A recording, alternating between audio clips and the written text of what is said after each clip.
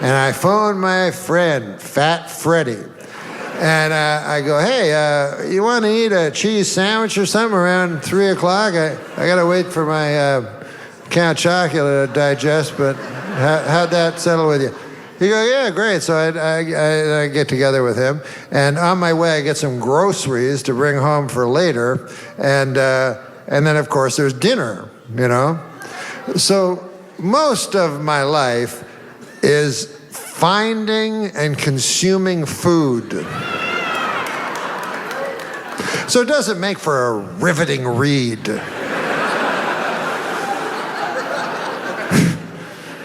It's incredibly repetitious.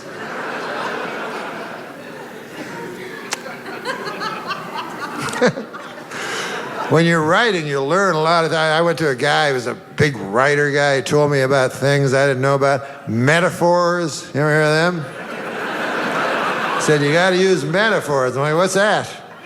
He's like, that's a thing. So a metaphor is like, you can lead a horse to water, but you can't make it drink.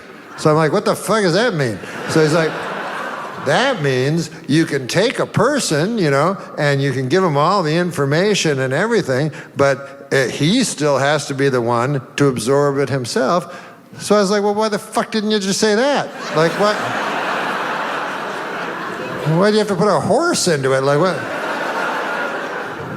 You thought I was so stupid you needed to make it into some fable? Like, what? A horse?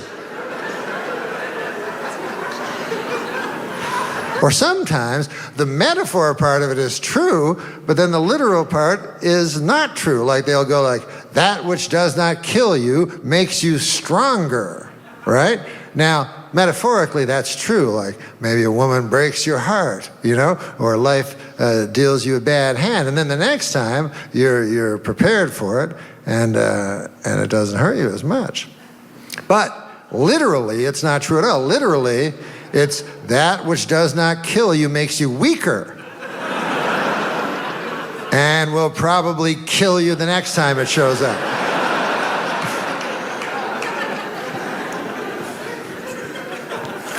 That's why I like the ones where the metaphor is true and the literal part is true. Like, they say like beauty is only skin deep. I think that's beautiful because it is like, you know, really what makes a person attractive is what's inside, their friendship, their conviviality, their goodwill, not this optic trick, you know? And so it has that. But also literally it's true because you could be, you know, the handsomest guy in the world, you know? You'd have like this chiseled jaw and beautiful thick mane of a hair, you know? Large shoulders and narrow waist. You guys horny? Is it just me or? Giant quads, a perfect body, 6% body fat, you know? But you take that same guy and you skin him.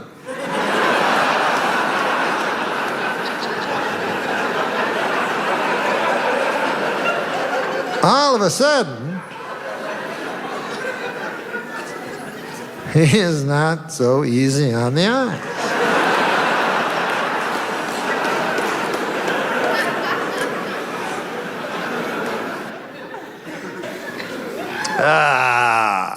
Getting old, you know.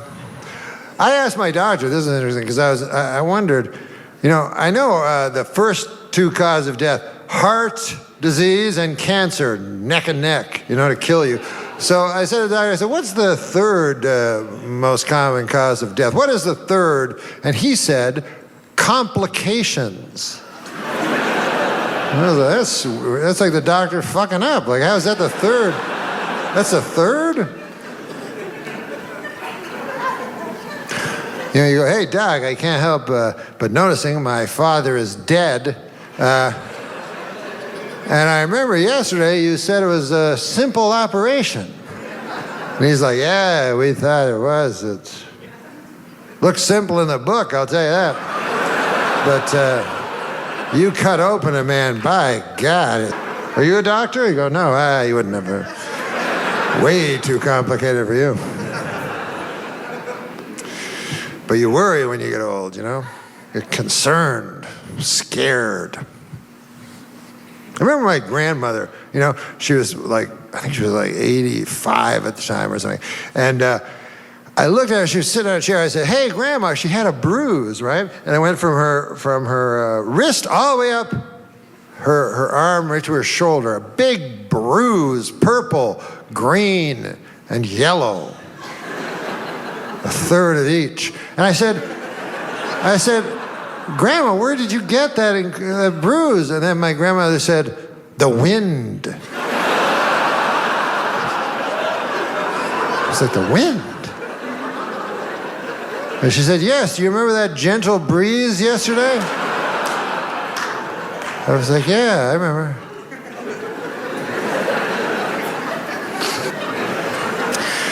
My parents were teachers, which is a noble profession, everyone says. They're fine people, but you know what's weird? They all say teachers are the real heroes. My folks, not heroic at all. And as a matter of fact, I have never met a teacher that showed any heroism. And I've known a lot of teachers because I was a student for years and years. And never once did I go, hey, Barney, man, I was just looking at old man Abernathy. You know, the way he's erasing that chalk on the chalkboard where he put the chalk earlier. And I was thinking, he cuts a heroic figure, doesn't he? No, me neither. I didn't think that either. I just heard that somewhere.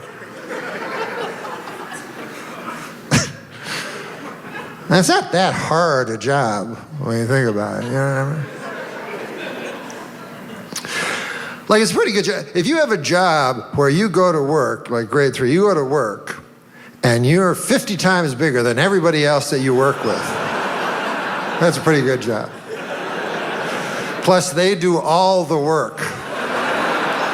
You do nothing. That's... How about the students? How about giving some of them a heroism? You know, the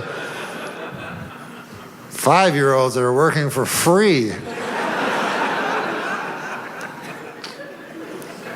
And what do you need, really, to be a teacher anyway? What's the, you know, qualifications? Let's say you're teaching a 3rd grade. What do you need? A 4th grade education. Really, anything above that, you're overqualified, really, you know. I don't like school. I like before school. Man, do you remember that? Remember, like, I'd go over to Sean Kay's house, and I have a stick, and that'd be the whole day. I go, Sean, I got a stick. He'd go, God damn, we go play. It was so much fun. And then one day, suddenly I'm in school. They're dragging me in. I remember there were tears, and I'm like, what the fuck? And there were these windows that made even, you'd look out the window, and sometimes you'd see the stick, you know? And you go, God damn, do these people's cruelty know no offense?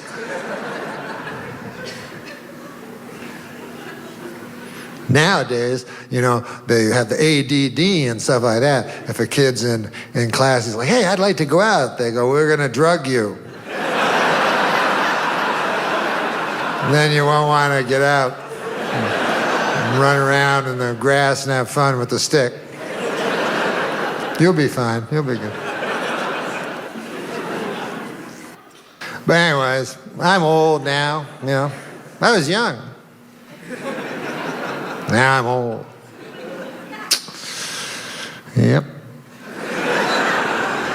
I learned some things in school. But now that I'm old, things scare me, you know, and I think it's the media does it. Like, they go, North Korea, you know, and I don't know, it kind of scares. It doesn't scare me that much, but it's supposed to scare you. But, like, are you really scared? Have you ever woken up, go, ah, and your wife's like, what's the matter, honey? North Korea. A little tiny country way the fuck over somewhere. I'm scared, honey, I'm scared. I'll tell you, Iraq doesn't scare me. North Korea, none of those countries scare me. There's only one country, really, that scares me in the whole country, or in the whole, what do you call that's bigger than a country but less than a galaxy? Earth. The entire Earth, there's only one country that frightens me, and it's the country of Germany. I don't know if you guys are students of history or not, but for those of you who aren't, Germany, in the previous century, of the early part, they decided to go to war. And who did they choose to go to war with? The world.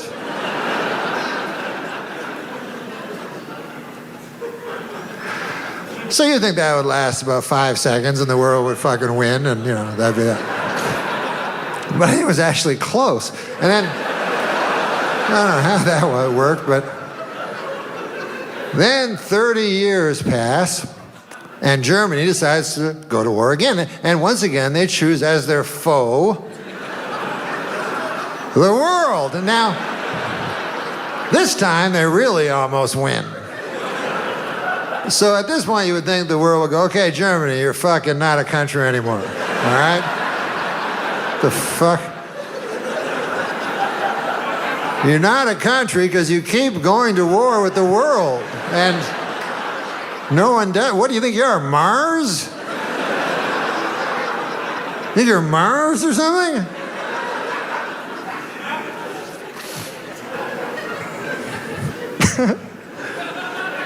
But it's fun to get old,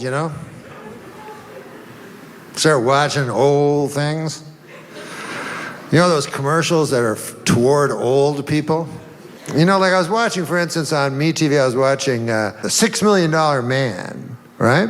And he was in Paris, he was jumping over the Arc de Triomphe and everything like that. And then, just by luck or coincidence, they went to a commercial, and it was a commercial starring Lee Majors, the $6 Million Man, but as he is today, like an old man.